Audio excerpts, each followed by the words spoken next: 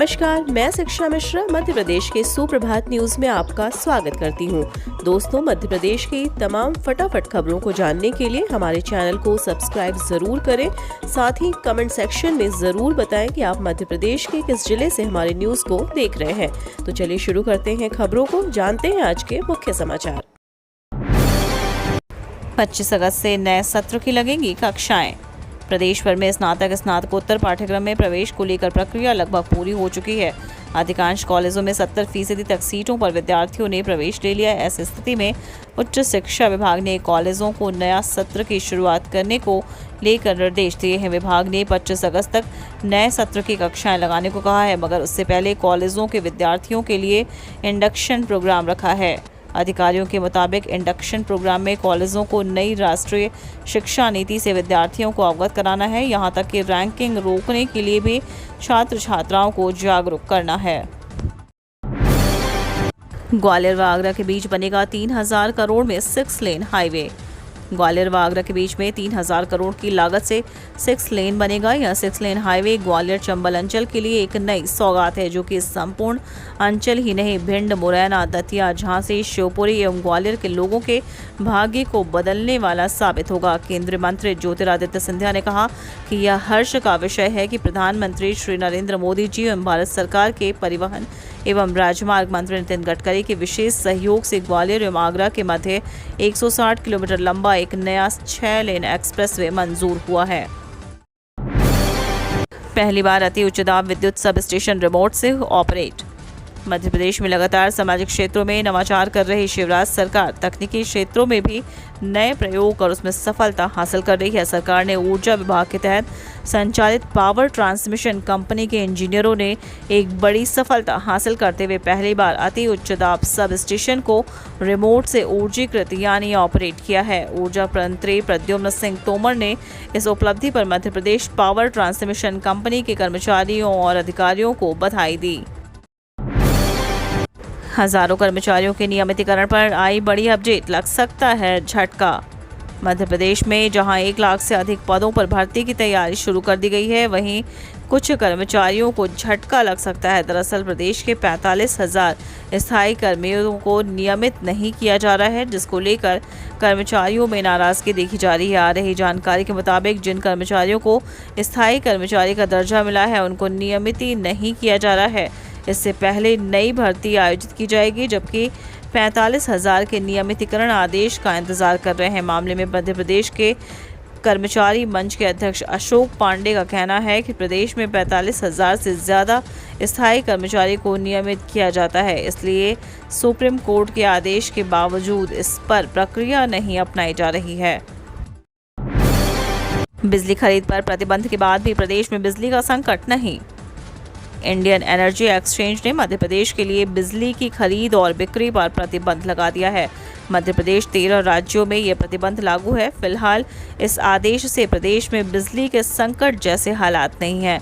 मध्य प्रदेश में ही ज़रूरत से ज़्यादा बिजली का उत्पादन हो रहा है। ये ज़रूरी है कि प्रतिबंध की वजह से मध्य प्रदेश में पावर एक्सचेंज के जरिए औसत 1400 से 1600 मेगावाट बिजली बेच रहा था। अब ऐसा फिलहाल नहीं हो सकेगा। उधर ऊर्जा सचिव संजय दुबे का दावा है कि सोमवार को IX के प्रतिबंध हट जाएगा। अमित शाह आज रात को ही आ सकते हैं भोपाल। केंद्रीय गृह मंत्री अमित शाह भोपाल में 22 अगस्त को होने वाली मध्य क्षेत्रीय परिषद की बैठक में शामिल होने पहुंचेंगे। उच्च पदस्थ सूत्रों के मुताबिक गृह मंत्री शाह बैठक से एक दिन पूर्व आज ही भोपाल पहुंच सकते हैं। इस बैठक में 3 राज्यों के मुख्यमंत्री भी शामिल होंगे।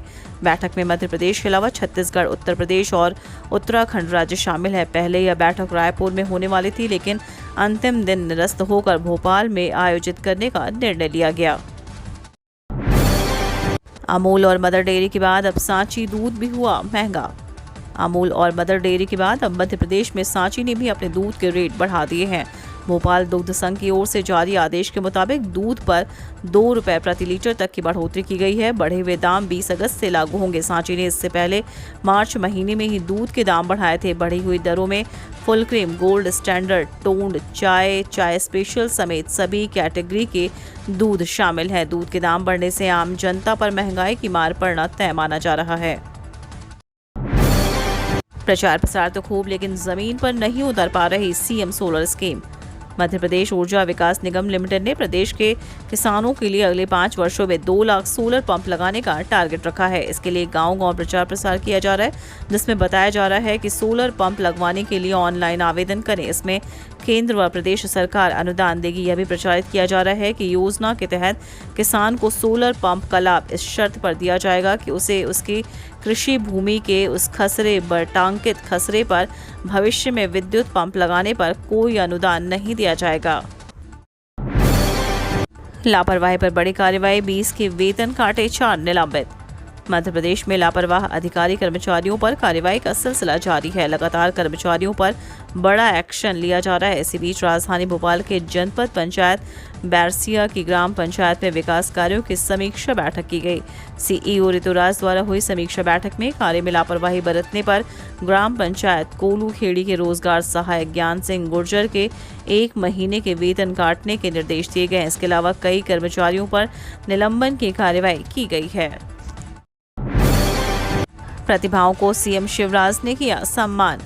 मुख्यमंत्री शिवराज सिंह चौहान ने संघ लोक सेवा आयोग द्वारा आयोजित परीक्षा में चयनित प्रदेश के प्रतिभागियों को शनिवार को एक कार्यक्रम में सम्मान कर रहे हैं।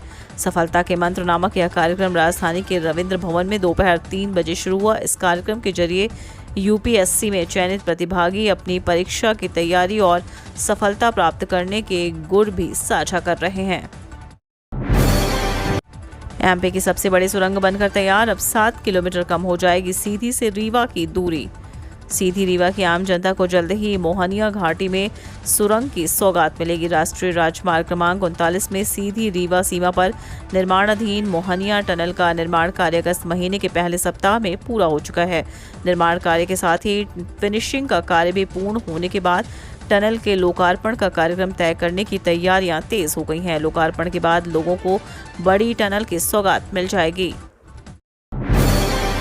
कांग्रेस 18 से 25 वर्ष के युवाओं को जोड़ने का चलाएगी अभियान। राजनीतिक दल कांग्रेस को मजबूत करने की तैयारी शुरू हो गई है। पार्टी में जान फूंकने का रोड मैप तैयार हो चुका है। कांग्रेस ने संगठन का खेवनहार युवाओं को बनाने का निर्णय लिया है। युवाओं को पार्टी से जोड़कर संगठन जमा करने के साथ उसे रफ्तार दिया जाएगा। इसके लिए विश्वविद्यालय व डिग्री कॉलेजों में अध्ययनरत छात्रों से संपर्क साधा जाएगा। फर्जी गरीब बनकर फायदा उठाने वालों पर सरकार का शिकंजा। केंद्र सरकार राज्य सरकार तमाम योजनाओं का फायदा देने के राशन कार्ड धारकों को पात्र मानती है। ऐसे में कई लोगों को सरकारी योजना का फायदा मिल जाता है जो आर्थिक तौर पर संपन्न होते हैं, यानी वे गरीबी रेखा में आते ही नहीं है, लेकिन फिर भी राशन कार्ड होने के कारण उन्हें सरकार की तमाम योजनाओं का फायदा मिल जाता है। इसलिए अब केंद्र सरकार ने उन पर लगाम लगाने के लिए राज्य सरकार के साथ बैठक करना शुरू कर दिया है। जल्द ही पात्रता के नए मानक जारी कर सरकार फर्जी तरीके से फायदा उठाने वालों पर लगाम कस सकती है। भारत ने दूसरे वनडे में जिम्बाब्वे को 5 विकेट से हराया, सीरीज पर किया कब्जा। भारत ने जिम्बाब्वे को 3 मैचों के वनडे सीरीज के दूसरे मुकाबले में 5 विकेट से हरा दिया। इस जीत के साथ भारत ने सीरीज पर 2-0 से कब्जा कर लिया है। जिम्बाब्वे ने पहले बल्लेबाजी करते हुए भारत के सामने 161 रनों का लक्ष्य रखा था, जिससे भारत ने 25.4 ओवर में 5 विकेट पर 167 रन बनाकर हासिल कर लिया। भारत की ओर से संजू सैमसन ने सर्वाधिक 43 रन बनाए। 162 रनों का लक्ष्य का पीछा करने उतरे भारतीय टीम के कप्तान केएल राहुल दूसरे ही ओवर में 5 गेंद में 1 रन बनाकर विक्टर की गेंद पर LW आउट हो गए। धवन और शुभमन गिल ने दूसरे विकेट के लिए 42 रन जोड़े। धवन 33 रन बनाकर आउट हुए। एमपी में भारी बारिश का अलर्ट, चंबल में बाढ़ का खतरा टला नहीं, सिंध में सैलाब की चेतावनी।